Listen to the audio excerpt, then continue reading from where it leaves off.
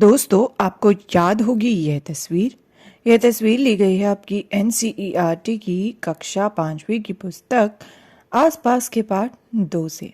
इस तस्वीर में हमें जो यह आदमी दिख रहा है यह कौन है?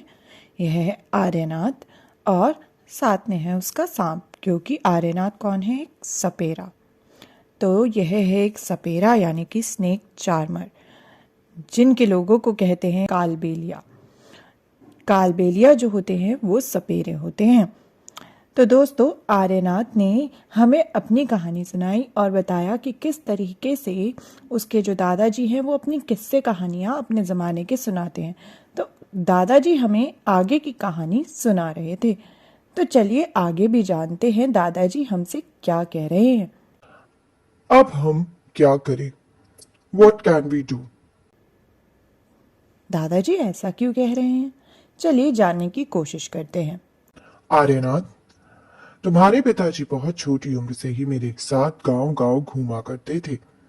उन्होंने बीन बजाना अपने आप ही सीख लिया था। आज की सोचूं तो बहुत परेशानी होती है। सरकार ने कानून बना दिया है कि ना तो कोई जंगली जानवरों को पकड़ सकता है और ना ही उन्हें अपने पास रख सकता है। कुछ लोग जानवरों को मारते हैं और उनकी खाल ऊंचे दामों में बेचते हैं, इसलिए ऐसा कानून बनाया गया। पर ऐसे कानून बनाने से हमारी रोजी रोटी का क्या होगा? हम सपेरों ने कभी भी सांपों को नहीं मारा, ना ही कभी उनकी खाल बेची। कुछ लोग कहते हैं कि हम सांपों को बुरी हालत में रखते हैं। चाहते तो हम भी सांपों को मारकर खूब पैसा कमा सकते थे, तब हमारी जिंदगी इतनी मुश्किल भरी ना होती। सांपों को मारने की बात तो दूर, ये तो हमारी पूंजी है जो हम अपनी आने वाली पीढ़ी को सौंपते हैं। सांपों को तो हम अपनी बेटियों की शादी के तोहफे के रूप में भी देते हैं। हमारे कालबेलिया नाच में भी तो सांप की जैसी मुद्राएं होती हैं। आर्यनाथ, तुम्हें अपने लिए अलग तरीके की जिंदगी सोचनी पड़ेगी। तुम भी अपने पिताजी की तरह बीन बजाने में माहिर हो। तुम अपने साथियों के साथ मिलकर एक बीन पार्टी बनाकर लोगों का मनोरंजन कर सकते हो। पर तुम पीढ़ियों से मिले सांपों के इस ज्ञान को व्यर्थ ना गवाना। तुम शहरों और गांवों के बच्चों को बताना कि सांपों से ना तो डरने की जरूरत है और ना ही नफरत करने की। उन्हें सिखाना कि कैसे जहरीले सांपों को पहचानना है। उन्हें यह भी बताना कि सांप तो किसान के दोस्त हैं। सांप ना हो तो खेतों में फसलों को चूहों से कौन बचाएगा? अब तुम उन सभी बच्चों को मेरी एक कहानी सुनाना, अपनी जिंदगी की एक नई कहानी भी बनाना, अपने पोते पोती को सुनाने के लिए। तो दोस्तों, हमने देखा कि दादाजी अब हमसे एक सवाल कर रहे थे कि अब हम क्या करें, व्हाट कैन वी डू। और वो क्यों सवाल किया? क्योंकि सपेरों की रोजी रोटी खतरे में है, यानी कि snake charmers livelihood in danger. और ऐसा क्यों है?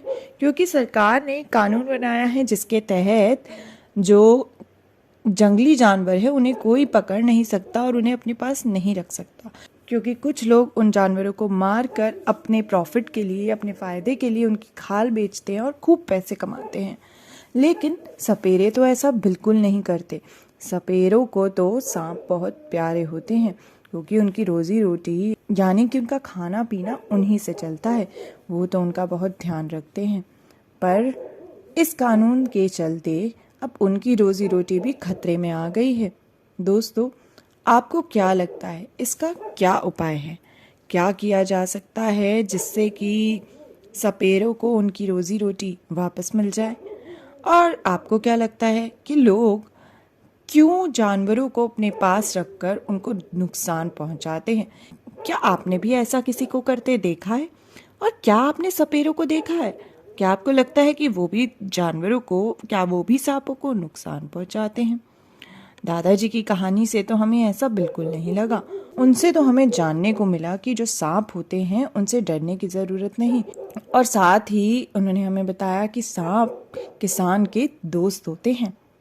तो आपको क्या लगता है कि क्या सपेरों की रोजी रोटी को किसी तरीके से बचाया जा सकता है?